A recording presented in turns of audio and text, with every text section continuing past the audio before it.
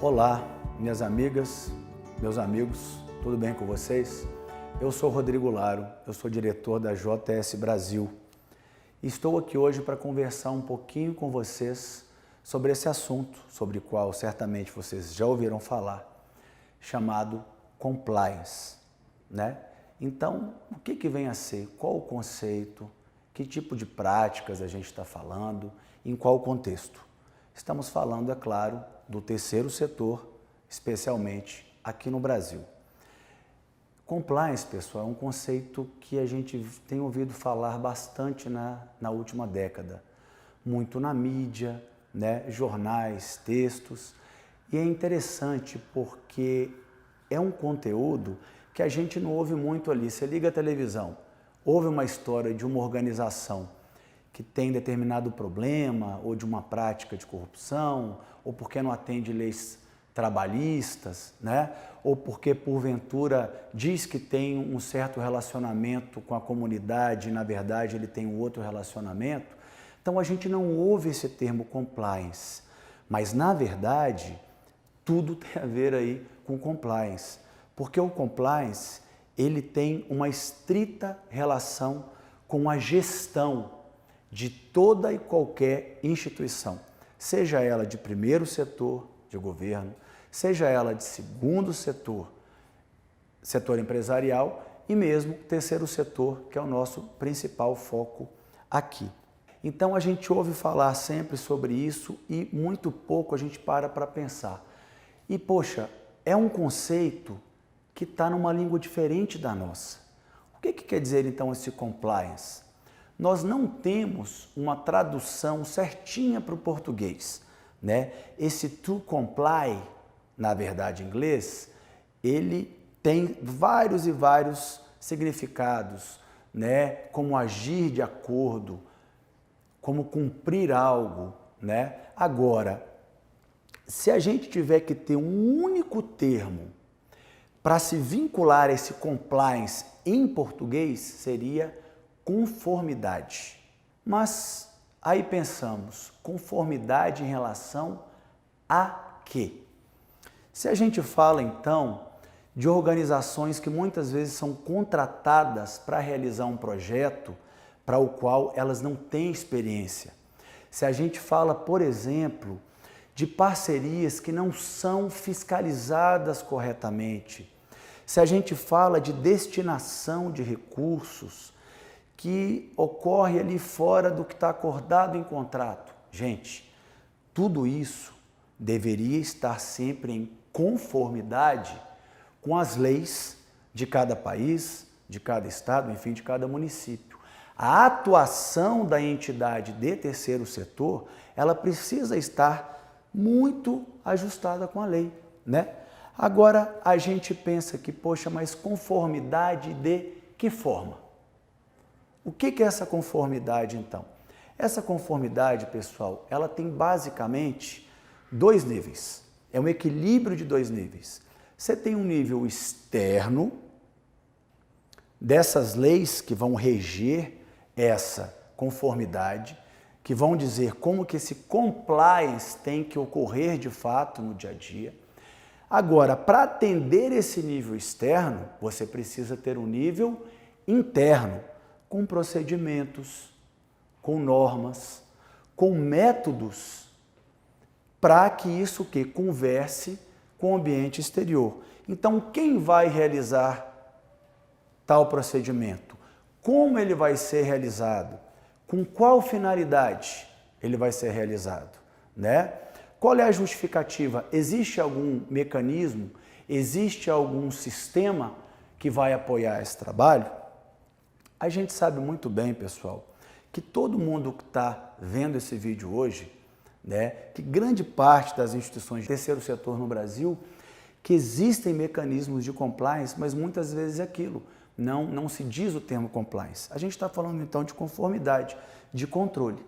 Agora, toda e qualquer gestão, em qualquer instituição, ela pode ser melhor, ela pode ser mais azeitada, mais dinâmica, e não necessariamente trabalharmos as leis de uma forma estrita, de uma forma certinha. Isso não quer dizer, muitas vezes, mais burocracia, não quer dizer que esse meio de campo ele vai ter problema. Na verdade, isso pode ser o contrário. A gente tem que saber do que a gente está falando, a gente tem que saber que tipo de sistema, ou operação, ou método a gente precisa, e a gente precisa discutir, partilhar isso em equipe, dentro de cada instituição. Para sintetizar compliance numa rápida definição, quando a gente fala de compliance aplicada às organizações, é justamente a capacidade que a organização tem de agir de acordo com uma ordem, um conjunto de regras ou uma determinada solicitação. Então, o que nós temos? O compliance, ele é uma forma de prevenir problemas de toda sorte que a organização pode enfrentar.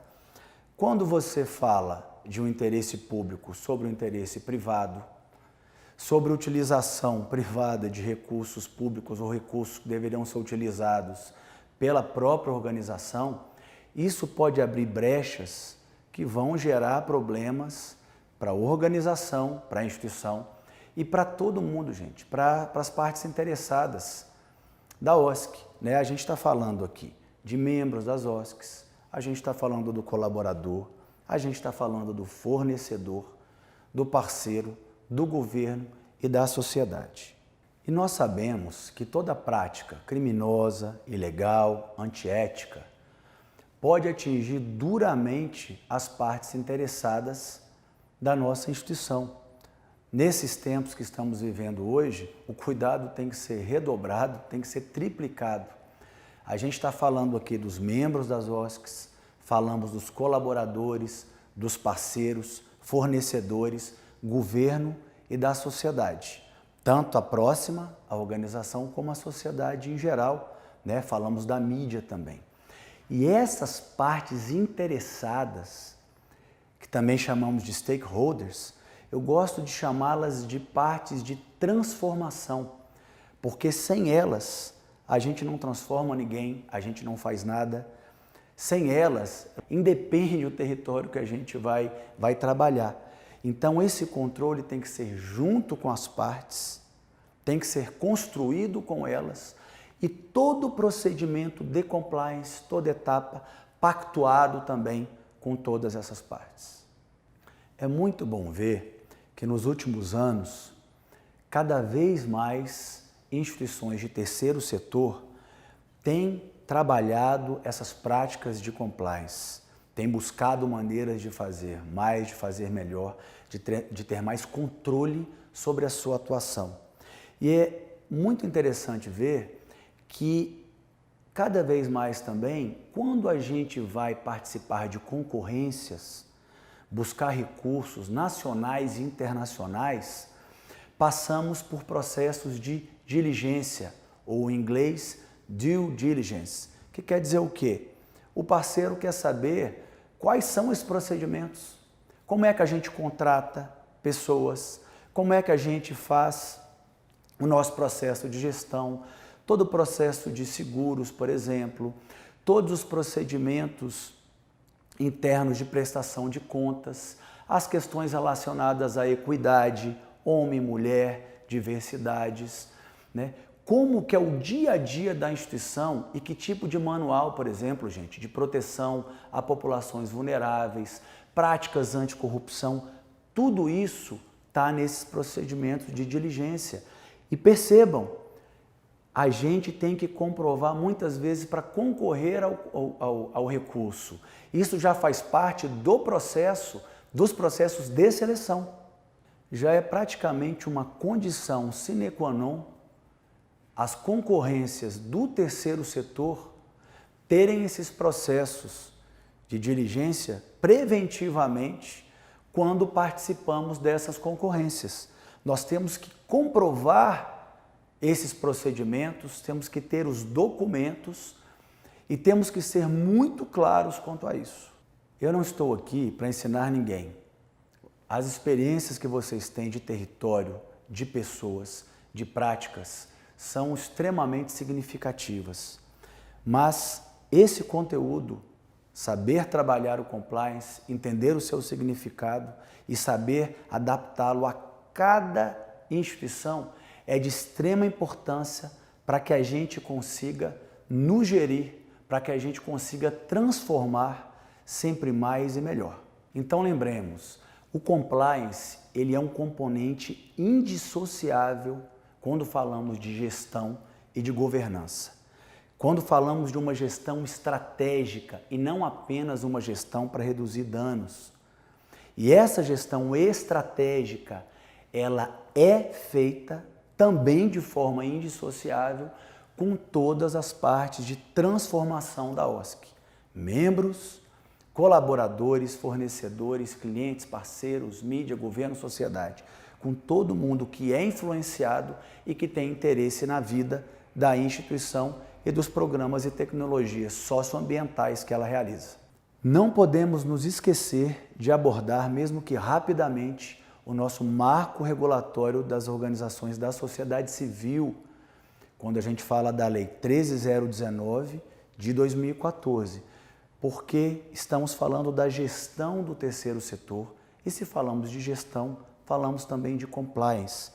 Estamos falando de cooperação mútua, estamos falando do interesse público, estamos falando da nossa operação propriamente dita. Estamos falando de uma gestão, de uma participação democrática, estamos falando da nossa finalidade de campo. Minhas amigas, meus amigos, para a gente poder finalizar essa rapidíssima conversa, eu gostaria de ressaltar o valor que vocês têm para a nossa sociedade, o valor dos projetos, dos programas, dessas tecnologias socioambientais trabalhadas pelo Brasil inteiro, com tanta vontade que vocês fazem, e essa importância, então, ambiental, cultural, social.